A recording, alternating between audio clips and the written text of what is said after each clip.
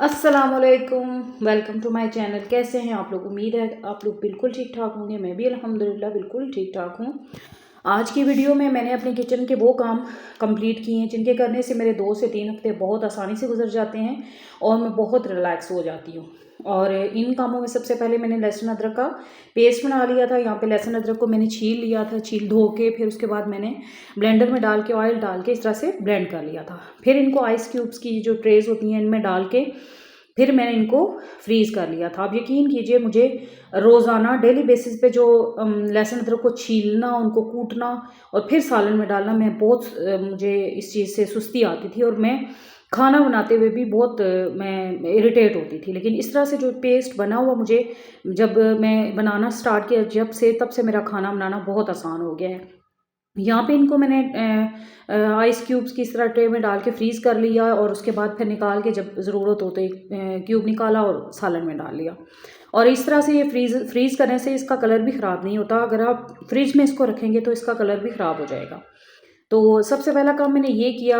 Then दूसरा काम जो मैंने किया उसमें मैंने मटर लेके, तकरीबन 1 किलो ही थे ये मटर, लेके इनको फिर मैंने छील के फिर मैंने इनको एक शॉपर में डाल के मैं इनको फ्रीज़ कर दिया था। और जब भी मुझे कुछ बनाना हो, जैसे आलू मटर बनाने हों, पुलाव में डालने हो या मैकरोनी बनाने हो, तो मटर निकाले और यूज़ कर लिए। ये भी इस तरह से भी बहुत आसानी हो जाती है आपको कुकिंग करने में। और नेक्स्ट जो मैंने काम किया, यहाँ पे टमाटर आ गए थे काफ़ी ज़्यादा क्वांटिटी में, तो मैंने इनको धो के इनका पेस्ट बना के इनको भी फ्रीज़ कर लिया था। वैसे यूजुअली मैं टमाटर का पेस्ट बना के नहीं रखती हूँ, लेकिन यहाँ पे टमाटर काफ़ी ज़्यादा आ गए थे और मुझे ये था कि ये ख़राब हो जाएंगे, तो मैंने इनको इस तरह से रख लिया था। फिर ये देखिए यहाँ पे टमाटर को मैंने पेस्ट बना के इस डब्बे में डाल के ऊपर से बंद करके इसको फ्रीज़ कर लिया। फिर जब ये फ्रीज़ हो गया तो इसके पीसेस काट के मैंने रख दिए थे। ये उसके बाद फिर साथ में ये काम भी कर थी, साथ में माश की दाल बना ली थी। मेरी बच्चियाँ और सब घर वाले माश की दाल शौक से खा लेते हैं, तो मैंने ये भी बना ली थी।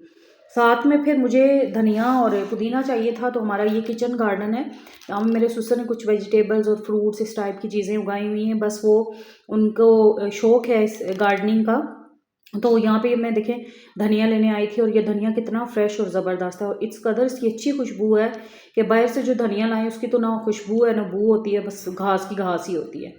यहाँ पे देखिए बैंगन भी लगे हुए हैं। और यहाँ से फिर मैंने जितना मुझे चाहिए था धनिया मैंने तोड़ लिया था चटनी के पेस्ट के लिए। यहाँ पे देखिए धनिया मैंने तोड़ के काट के रखा हुआ है। और साथ में यहाँ से पुदीना मैं तोड़ने लगी थी, अभी मुझे पुदीना भी चाहिए था। साथ में यहाँ पे लेमन लगे हुए हैं, ये देखिए कितने खूबसूरत और ज़बरदस्त लगे हुए हैं सारे लेमन, और बहुत जूसी हैं लेमन। और यहाँ से कुछ लेमन भी मुझे चाहिए थे, वो भी मैंने ले लिए थे। धनिया पुदीना लेने के बाद फिर मैंने कुछ लेमन तोड़े और ये मैंने रख लिए थे अपने पास। फिर अच्छा, हमारे इस गार्डन में काफ़ी ज़्यादा जब सीज़न था तो तोरियां और लौकी बहुत ज़्यादा लगते होते थे। आप यकीन करें पूरे मोहल्ले में हम लोग देते होते थे और हमारे फैमिली में भी सब लोगों के घर हमने भिजवाई हैं। अब तो सीज़न ख़त्म हो गया तो उसकी बेलें उखाड़ दी हैं ससुर ने। और यहाँ पे देखें अमरूद लगे हुए हैं, लेकिन इन अमरूद कच्चे होते हैं तो ठीक होते हैं, लेकिन इन अमरूदों में जब ये पक जाते हैं तो इनमें कीड़े पड़ जाते हैं, पता नहीं इनमें क्या प्रॉब्लम है। और फिर ये देखें यहाँ पे एक इस पौधे को देखें, माशाल्लाह माशाल्लाह ये लीमू से बिल्कुल भरा हुआ है। बस ये चीज़ें फिर तोड़ने के बाद फिर मैं आ गई थी किचन में। यहाँ पे धनिया पुदीना और लेमन देखे मैं तोड़ के लेके आ चुकी हूँ और चटनी का भी प्रोसेस स्टार्ट हो चुका है। चटनी के अंदर मैं लहसुन डालती हूँ, हाजमे के लिए बहुत अच्छा होता है, इससे टेस्ट भी बहुत अच्छा होता है। और हरी मिर्चें, और यहाँ पे मैंने अनारदाना कूट लिया था और साथ में धनिया पुदीना। अनारदाना मैं इसलिए कूट लेती हूँ कि ब्लेंडर में डालने से ये सही तरह से ब्लेंड नहीं होता, फिर वो मुंह में आता है तो मुझे अच्छा नहीं लगता है।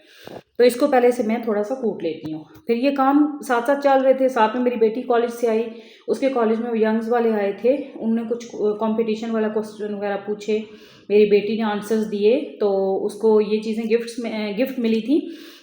यहाँ पे ये रेसिपी बुक थी, फिर ये छोटी सी जो शहद की डब्बी थी, साथ में मायोनीज़ थी। तो अच्छा, जीती हुई चीज़ की खुशी ही अपनी होती है। मेरी बेटी बहुत हैप्पी थी, उसने मुझे आते साथ ही ये चीज़ें दिखाएंगे, मामा देखें ये मुझे मिली हैं।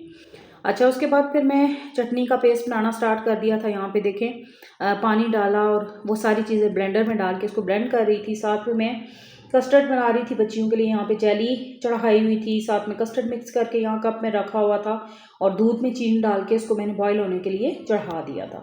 यहाँ पे कस्टर्ड बन रहा था, साथ में ये चटनी का पेस्ट बन रहा था। सारे किचन के काम साथ साथ ही चल रहे थे।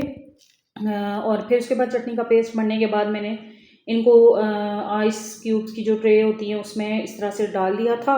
फिर उसके बाद इनको मैंने फ्रीज़ कर दिया था। फ्रीज़ करने के बाद फिर जब इनको निकाल के फिर एक बॉक्स में डाल दिया। फिर आपको जब भी चटनी बनानी हो उसमें आप नमक डालें दही के अंदर और ये क्यूब डाल दें और आपकी चटनी रेडी।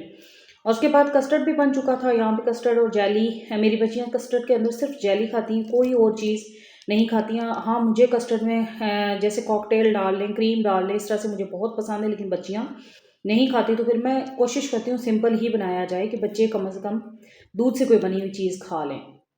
यहाँ पे खाना भी रेडी था, बच्चों ने खाना खाया, साथ में कस्टर्ड वगैरह खाया। फिर उसके बाद मैंने मसाले पीसने का काम स्टार्ट कर दिया। यहाँ पे देखिए सफ़ेद ज़ीरा और सूखा धनिया, इनको मैंने लेके पीस लिया था और जो जार में यूज़ करती हूँ उनके अंदर डाल लिया था। जो एक्स्ट्रा था मैंने इनके अलग से 2 छोटी छोटी बॉटल्स रखी हुई हैं, उनके अंदर मैंने फिल कर दिया था। जो मुझे चाहिए होता है तो फिर मैं निकाल लेती हूँ। तो बस ये भी बहुत आसानी रहती है मुझे खाना बनाने में। अच्छा, मेरी आज की वीडियो इतनी ही थी। उम्मीद है कि आपको बहुत अच्छी लगी होगी। ये छोटे छोटे काम करने से आपके किचन का काम बहुत आसान हो जाता है। अल्लाह हाफिज़।